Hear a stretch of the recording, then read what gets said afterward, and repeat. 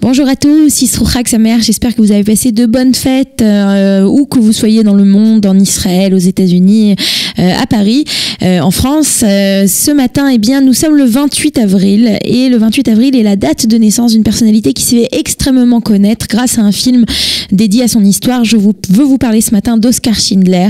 Oskar Schindler qui était donc né le 28 avril 1908. Et avant de vous raconter son histoire, j'aimerais vous parler d'une petite anecdote. Pour ceux qui nous voient à l'écran, vous pouvez voir cette image. Cette image, eh bien, c'est l'image d'un tombeau sur lequel on voit une croix. On voit marqué Oskar Schindler, donc la tombe d'Oskar Schindler. Et puis on a écrit en hébreu Chassid Umot Haolam, donc juste des nations. Et ensuite en allemand, il y a inscrit que Oskar Schindler a sauvé plus de 1200 juifs pendant la guerre. Eh bien, cette tombe, ça peut vous surprendre, mais elle se trouve à Jérusalem. En effet, pas très loin du Kotel, sur le mont Sion, il y a un cimetière catholique sur lequel a été enterré Oskar Schindler, pardon. Et c'est donc de lui dont je vais vous parler ce matin et vous raconter à la fin, eh bien, la façon dont il a été enterré à Jérusalem. Alors, comme je vous l'ai dit, il est né en 1908 en Moravie. À l'époque, c'était une province austro-hongroise. Il est donc allemand, catholique. Et puis, il va prendre la citoyenneté tchèque quand la République tchécoslovaque est créée en 1918 et que la Moravie rentre dans cette république. Il va fréquenter différentes écoles de commerce, il va occuper différents emplois et enfin il va lui-même se lancer et essayer de créer des industries lui-même. Et puis il faut dire que au moment de la montée du nazisme et de la Seconde Guerre mondiale, il va rejoindre le parti nazi en février 1939, puisque c'est juste à ce moment-là que les Allemands annexent les Sudètes où il se trouve. Et il faut dire que Oskar Schindler est connu pour être un homme d'affaires opportuniste, hédoniste aussi, et ce n'est pas du tout la personne que l'on pense qui a le profil idéal pour être un sauveteur en temps de guerre. Mais en 1939, après l'invasion allemande et l'occupation de la Pologne, il va s'installer à Cracovie et c'est là qu'il va profiter de ce programme allemand d'arianisation, de germanisation des entreprises juives. Et c'est ainsi qu'il va racheter une entreprise d'outils en émail qui appartient à des juifs, l'entreprise Record, et il va en créer, il va recréer en fait une société qui va être connu sous le nom d'Emalia. Et c'est ainsi qu'il va employer des travailleurs juifs du ghetto de Cracovie, pardon. À son apogée en 1944, cette usine emploie 1700 travailleurs, dont au moins 1000 travailleurs qui sont forcés juifs, qui viennent et du ghetto de Varsovie et du camp de travail forcé de Płaszów. Et ces prisonniers, ne vivent pas, ce n'est pas une vie très agréable dans ce camp de concentration du Płaszów. Et Schindler, au fur et à mesure, va intervenir en leur faveur. Il va utiliser bien son influence, il va utiliser de la corruption qu'il utilisait déjà avant la guerre, mais cette fois-ci, il va utiliser tous ses moyens avec comme seul objectif de protéger ces juifs et d'empêcher à leur déportation.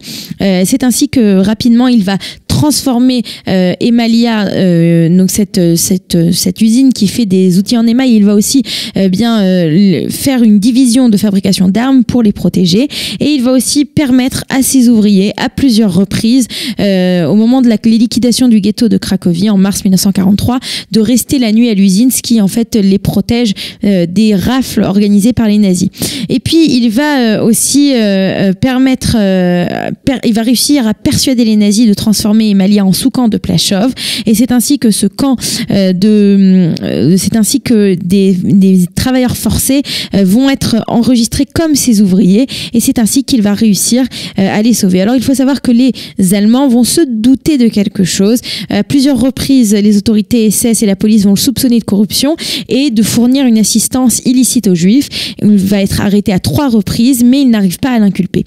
En octobre 1944, alors que la fin de la guerre se se profile. Nous sommes déjà après le débarquement en Normandie. Quand les Juifs vont être transférés donc d'Emalia au camp de Plaszów, il va relocaliser son usine en Moravie et il va faire une liste, cette fameuse liste de Schindler qui compte jusqu'à 1200 prisonniers juifs, en disant que ces personnes-là sont nécessaires au fonctionnement de la nouvelle usine, qui est bien entendu une usine d'armement. Et c'est ainsi qu'il va réussir à sauver près de 800 hommes juifs et de 300 à 400 femmes juives déportées. C'est ainsi qu'il va réussir à les sauver. Pendant toute la période, cette période de ces 8 derniers mois de guerre et de mois de fonctionnement de cette usine, il faut dire que les chiffres de production vont être falsifiés. Et Schindler va tout faire en fait pour sauver ces Juifs. Il va aussi utiliser tout son argent, toute sa fortune pour essayer au maximum de sauver ces Juifs.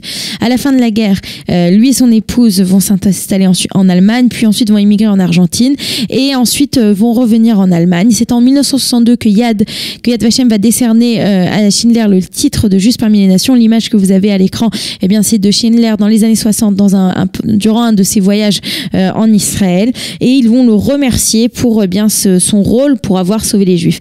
Il va mourir en Allemagne en octobre 1974, il n'a presque pas de ressources, il est inconnu, mais il faut savoir que les descendants ainsi que les personnes qu'il a sauvées ont été en contact avec lui jusqu'à sa mort, et ils vont et pendant d'ailleurs de nombreuses années vont lui envoyer de l'argent, et à ce moment-là en 1974 vont faire pression et vont financer le transfert de son corps afin qu'il soit enterré en Israël, et c'est ainsi que un peu plus tard en 1983 Thomas Keneally va écrire un roman basé sur son histoire, et un peu plus tard en 1993 c'est la liste de Schindler, le film de Steven Spielberg, qui va sortir au cinéma et qui va faire connaître l'histoire de cet homme, cette histoire assez incroyable de cet homme qui n'avait pas du tout prévu de sauver des Juifs et qui en a sauvé près de 1200 pendant la guerre.